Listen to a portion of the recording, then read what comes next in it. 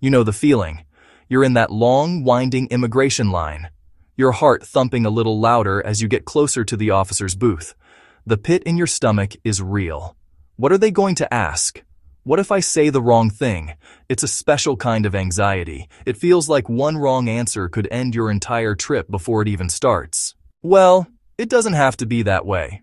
Consider this video your playbook for that conversation.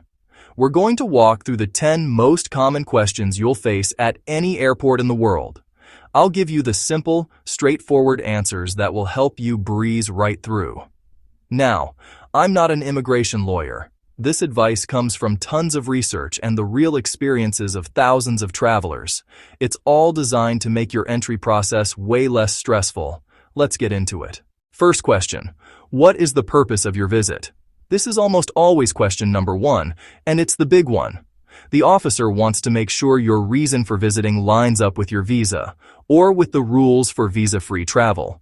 Your answer here sets the stage for everything else. The trick is to be clear, quick, and honest. This isn't the time for your life story. If you're a tourist, just say, "I'm here for tourism," or "I'm here on vacation." If you're here for work, be specific but brief. "I'm attending a business conference," or "I have meetings with a client." If you're a student, you know what to do.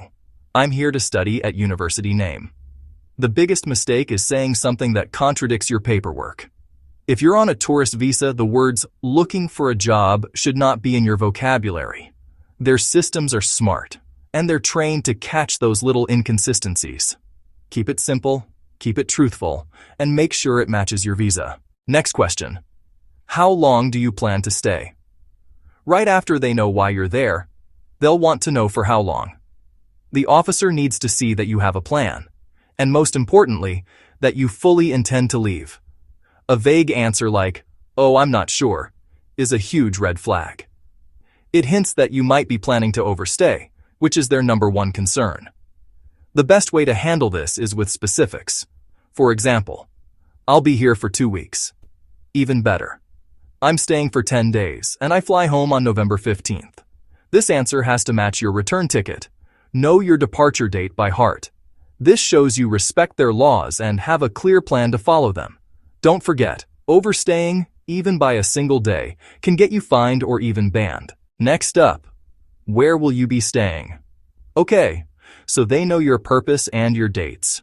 Next, they need to know you have a real place to stay.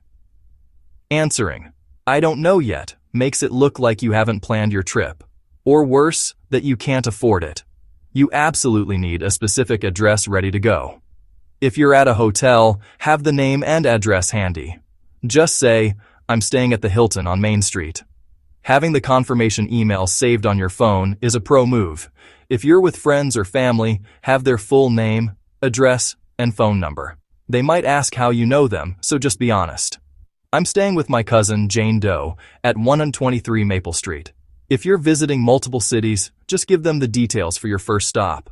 "For the first 3 nights, I'm at this hotel in New York, and then I have a booking in Los Angeles." It just shows you're an organized traveler who has their act together. Next question. What is your occupation? This might feel a little personal, but it's a totally standard question. The officer is building a quick picture of you. To understand your connection to your home country, having a steady job shows you have a life and responsibilities to go back to. This makes you less of a risk to overstay and work illegally. Keep your answer simple. You don't need a fancy title. Instead of saying, "I'm a Level 3 Synergistic Workflow Optimization Consultant," just say, "I work in IT," or "I'm a project manager." If you're a student or retired, that's your answer.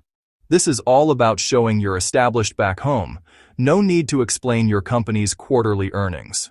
A simple, "I'm a teacher," or "I'm a graphic designer," is perfect. Do you have a return ticket? This is it. This is the proof. It backs up your answer to how long you're staying. Most countries require you to have proof that you're leaving before they'll let you in. A one-way ticket is probably the biggest red flag you can wave, unless you have a specific long-term visa. When they ask, your answer should be a confident yes.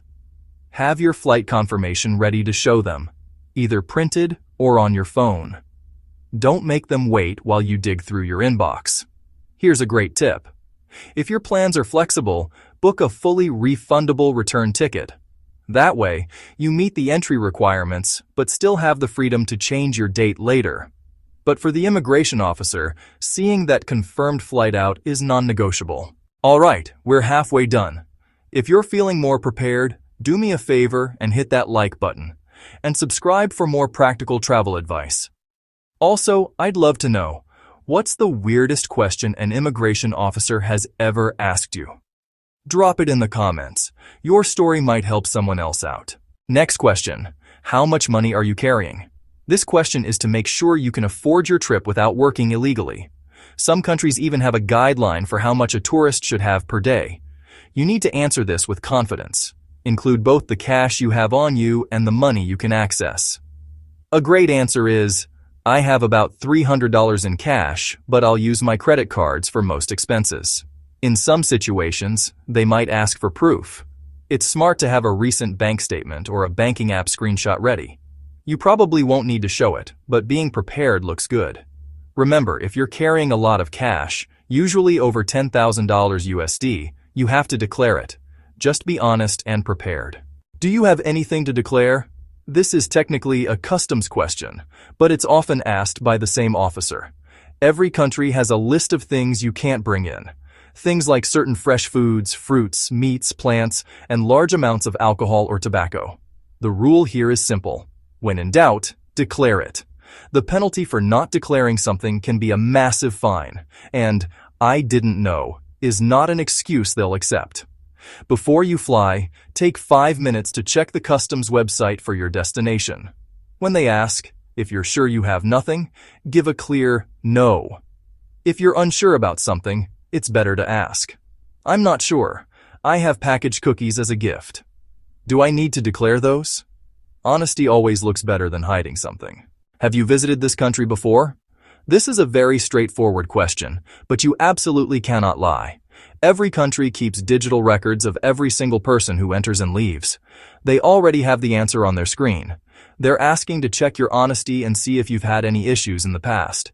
If you ever overstayed a visa, their system will light up. Lying about a past visit will instantly kill your credibility. It practically guarantees a long visit to a back room for more questioning. So, just tell the truth. If you've been there, say so. Yes, I was here on vacation 2 years ago. If it's your first time, a simple, "No, this is my first visit," is all you need. It's a simple test of your honesty. Pass it. Next up, the gotcha checks. Where did you fly from? And what's your date of birth? These questions seem almost silly. The officer might ask for your birthday while looking directly at your passport. Or they'll ask where you flew from, even though it's on their screen. This isn't a memory quiz. It's a behavior test.